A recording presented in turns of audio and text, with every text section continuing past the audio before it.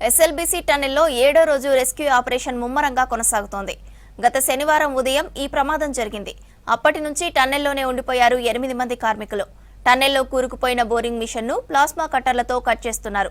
12 కిలోమీటర్ల నుంచి సొరంగంలో మేట వేసిన బురద, నీళ్లు, రాళ్లు తొలగిస్తున్నారు. 8 మంది గురించి ఖచ్చితమైన సమాచారం రావాలంటే మరో 2 రోజులు పడుతుందన్నారు సాగర్ కర్నూలు కలెక్టర్ సంతోష్.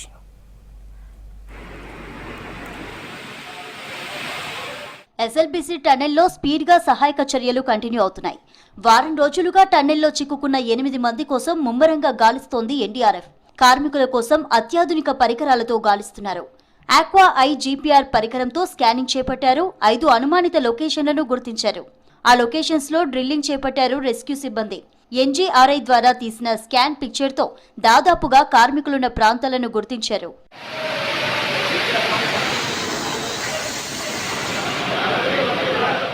8 మంది సమాచారం రావాలంటే మరో 2 రోజులు పడుతుందన్నారు నాగర్ కర్నూలు కలెక్టర్ సంతోష్.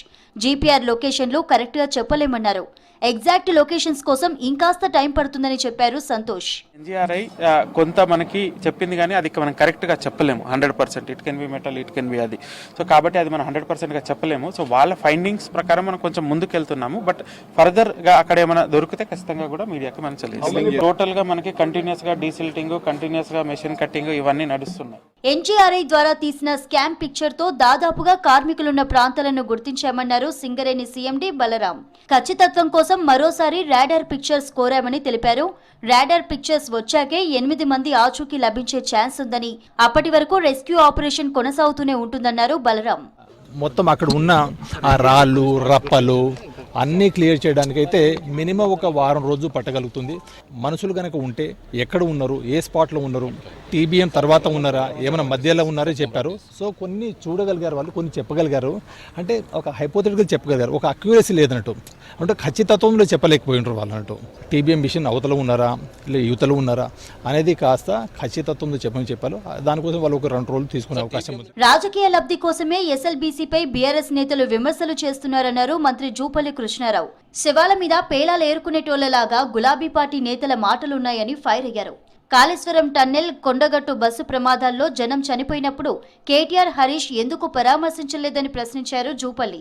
సుమారుగా 200 కిలోమీటర్ల టన్నల్స్ మేము చేసినామని మాట్లాడాడు. మరి 200 కిలోమీటర్ల టన్నల్ కొత్తగా మొదలుపెట్టినవి చేయగలిగినప్పుడు కేవలం మిగిలిపోయినటువంటి 19 కిలోమీటర్ల టన్నల్ ఎందుకు మీరు పూర్తి చేయలేదు అని నేను స్పష్టంగా కుండబద్దలు కొట్టినట్టుగా ప్రశ్నించిన.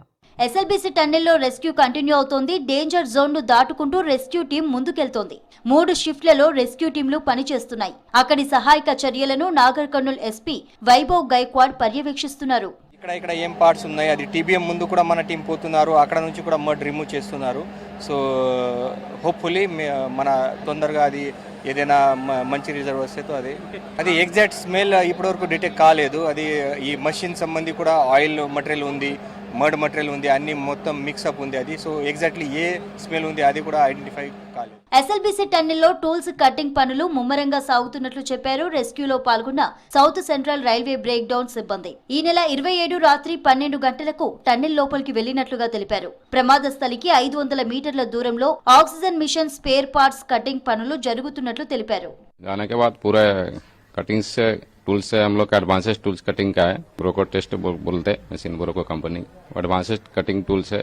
बहुत भी अंडर वाटर भी कट कर सकते हैं, पानी में भी, और बाहर भी कितना मोटा चैनल हो कुछ भी हो वो पूरा कट कर देते हैं. 500 मीटर तक ज्यादा मोटे मोटे चैनल है, वो अगर कट करे तो पीछे तरफ में थोड़ा कम है. సహాయక చర్యల పరిస్థితిని ఎప్పటికప్పుడు ఆరా తీస్తున్నారు సీఎం రేవంత్. మంత్రులు జూపల్లి, ఉత్తమ్ కుమార్ రెడ్డి పరిస్థితిని పర్యవేక్షిస్తున్నారు.